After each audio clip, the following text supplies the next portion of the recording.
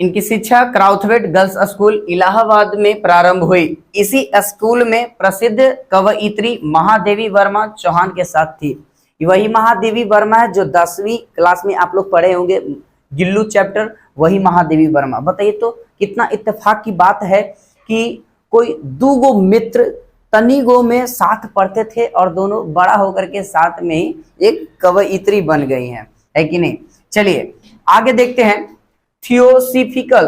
थियोसोफिजिकल school Varanasi में वर्ग 9वीं की पढ़ाई के बाद इनकी शिक्षा अधूरी छोड़ करके इन्होंने अपनी शिक्षा जो है अधूरी छोड़ करके असहयोग आंदोलन में कूद पड़ी हम लोगों के लिए, है ना। वही असहयोग आंदोलन जिसे गांधी जी ने, है ना, गांधी जी के सबसे बड़ा आंदोलन माना जाता है ना। तो देखिए प्रधान कर्म क्षेत्र कहने का अर्थ हुआ कि इन्होंने अपने अपने जीवन में कौन कौन से काम किए हैं, किस किस क्षेत्र में काम किए हैं। तो समाज सेविका में, है ना, राजनीति में, स्वाधीनता संघर्ष में सक्रिय भागीदारी, अनेकों बार कारावास गए हैं यानी अनेकों बार जेल गए हैं। यह एमपी के कांग्रेस पार्टी की एमएलए भी रह चुकी हैं। एमपी मतलब विवाह ही एमपी में हुआ है, तो एमपी में कांग्रेस पार्टी की एमएलए रही है, मेंबर ऑफ पार्लियामेंट, विधायिका बनकर के रही है एमपी की, है ना। विशिष्ट अभिरुचि, किस किस चीज में इनकी अभिरुचि रही, इनका अभिरुचि माना जाता है क्या चीज कि तनियों से इनको, है ना, जो कविता लिखने का शौक बहुत ज्यादा था, तनियों से इनकी अभिरुचि कविता लिखने में बहुत ज्यादा थी।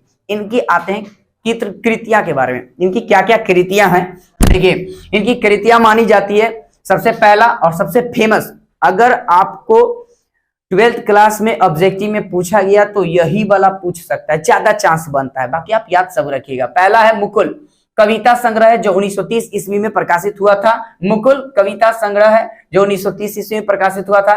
त्रिधारा, पहला मुकुल, दूसरा त्रिधारा, बिखरे मोती सभा के खेल। मुकुल, त्रिधारा, बिखरे मोती, सभा के खेल। मुकुल, त्रिधारा, बिखरे मोती, सभा के खेल। मुकुल, त्रिधारा, बिखरे मोती और सभा के खेल, ये 4 गो हैं। पुरस्कार की बात करें तो मुकुल पर 1930 ईस्वी में जो है इनको शेक्सपियर पुरस्कार मिला था मुकुल पर, इसीलिए हम आपको बोल रहे थे मुकुल जो है सबसे फेमस है। क्यों? क्योंकि इन्हीं पर 1930 ईस्वी में प्रकाशित भी हुआ और कुछ दिनों के बाद इनको 1930 ईस्वी में शेक्सपियर पुरस्कार भी मिल चुका है। इनको कहा जाता है क्या छी, चौहान जी यानी सुभद्रा कुमारी चौहान एक प्रकार के छायावादी कवि माने जाते हैं।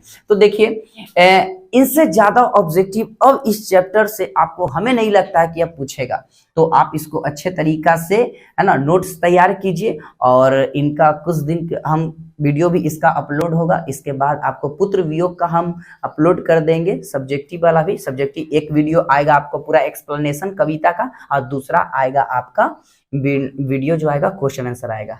तो जय हिंद, इसको बढ़िया से कीजिए।